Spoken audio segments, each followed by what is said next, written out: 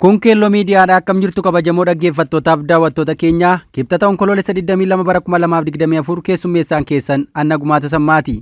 Godina Horroo Guduruu Wallaggaa aanaa Abee Dongorootti humnoonni Finxaaleeyyii Faannoo abbaa warraa faadha warraa akkasuma kaan ajjeesuu jalqaba isinii himna. Itti aansuun halkan kaleessaa galgala balaan abiddaa magaalaa Finfinnee mudate qabeenya irraan miidhaa guddaa geessisuu kaffaltiin paartilee siyaasaa beekamtii argachuuf raawwatan gara birrii 15,000tti ol guddachuu Afrikaan yaa'ii dhaabbata mootummoota gamtoomanii keessatti bakka bu'ummaa akka qabaattu waamichi dhiyaachuu Saafriikoom ga'ee gabaa telekoomii Itoophiyaa keessaa qabu parsantii 5.5 ga'ee jedhamu muummeen ministeera Abiy Ahmed yaa'ii biriiks irratti hirmaachuuf Raashiyaa galuu wal duraa duubaan isinii dhageessisna. Dhumarratti Puutiin Raashiyaa qoqqobbii warra lixaa damdamachuu irra jirti jechuu isinii himna. Haga dhumaatti nu caqasaa jechaa kallattummaan gara sanatti waliin dabarra.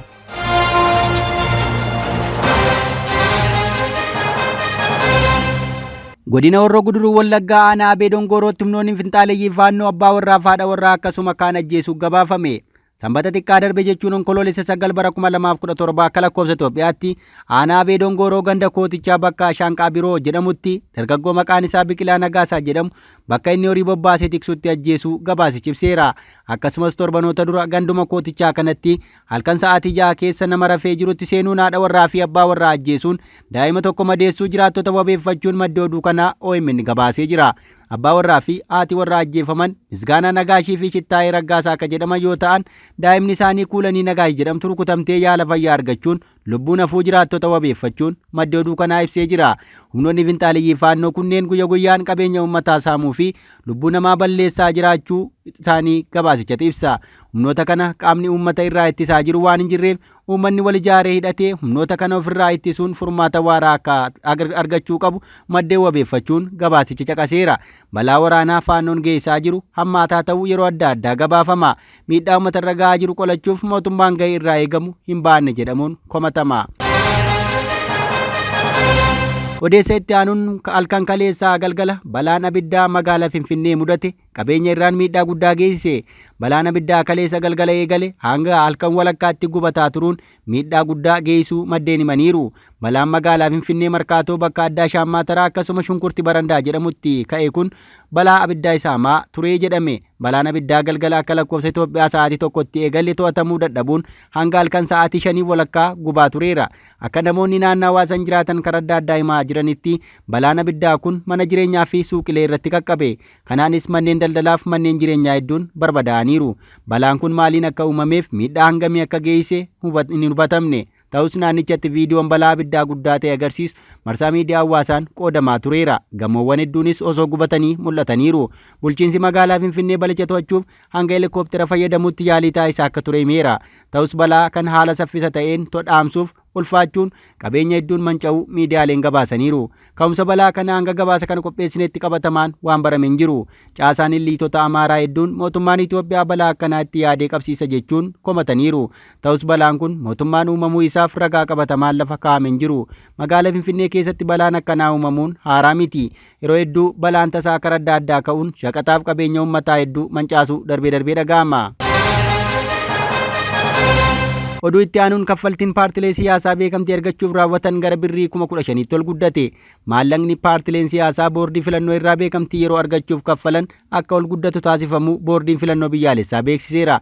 Akkaataa kanaan maallaqni paartilee siyaasaa beekamtii argachuuf kaffalan 100 akka ture amma gara 15,000 ol guddachuu akkasumas beekamtii guutuu argachuuf ka 200 ture amma gara birrii 30,000tti ol guddachuu boordiin filannoo beeksisee jira.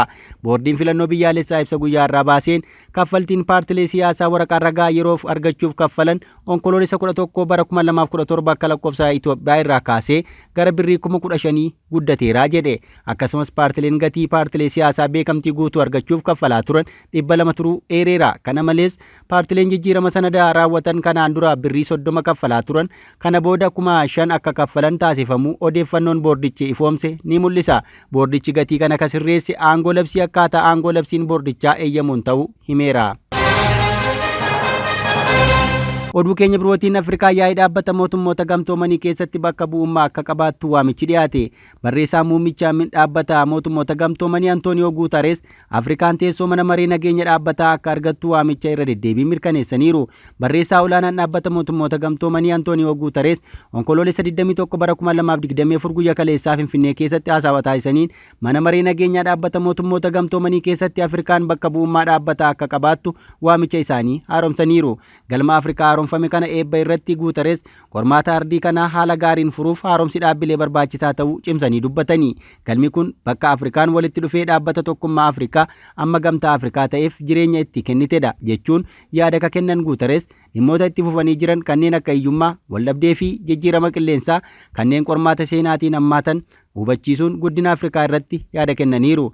Deeggarsi bal'aan haaromsaaf taasifamu kan ibsan yoo ta'u, amma miseensota Afrikaa 2 miseensota dhaabbataa mana maree nageenyaa ta'anii kaa'uun haaromsaaf barbaachisaa ta'uu isaa biyyoota miseensota ta'an hunda gidduutti waliigaltee jira jedhan.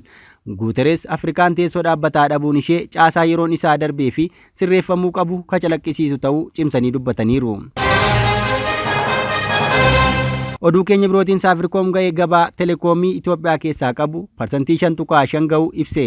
Dhaabbanni Saafirikoom Itoophiyaan hayyama tajaajila argatee hojii erga eegalee ji'oota 22 keessatti lakkoofsa maamiltootaa gara miliyoona 4.6tti guddisuun ga'ee gabaa telekoomii biyyattii keessaa qabu 5.5 geessisuu ibseera.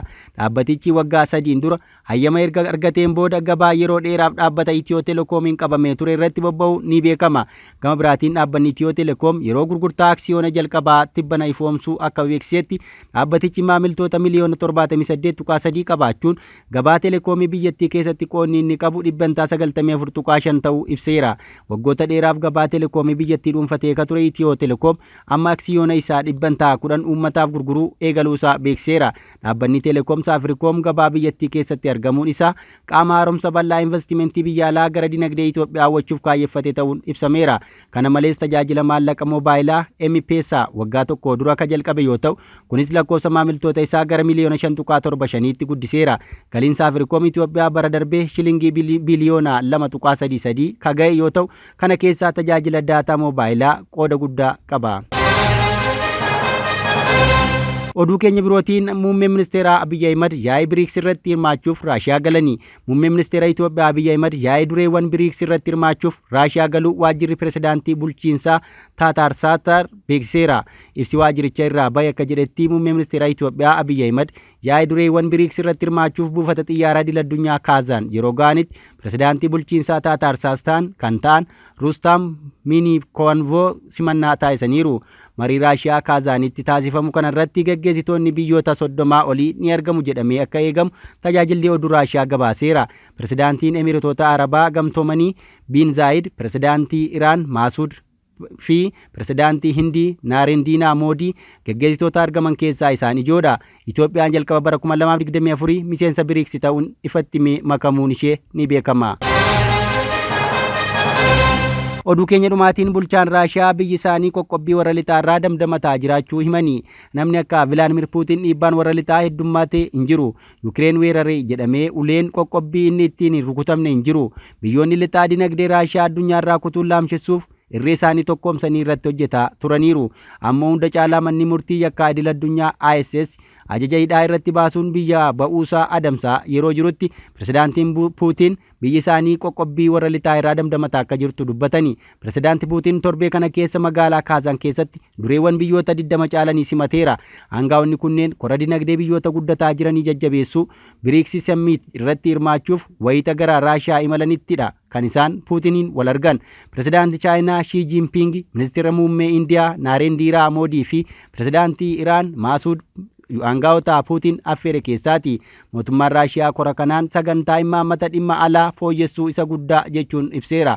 Hundeessitoota dhaabbata gorsaa maayikiroo adiivensaarii jedhamu keessaa tokko ka ta'e Kiriis Waayifer ergaan korri kun dabarsuu yaaliin Raashiyaa addatti baasuuf taasifamu akka kufedha jedha. Raashiyaan qoqqobbii irra tuulame damdamachaa jiraachuu ergaa Kiriimiliin dabarsaa jirtudha. Qoqqobbiin Raashiyaa irraa kaa'ame danuudha. Garuu Raashiyaan sadarkaa kanatti michoota qabdi. Biyyoonni kora kanaaf dhufan hunduu michuuwwan Raashiyaati jechuun kora BRICS irratti dubbataniiru. Egaa dhaggeeffattoota keenyaa odeeffannoon har'aaf qabanne kana fakkaataa ka guyyaa boriin akka walitti deebinutti nagaan nuuf tura.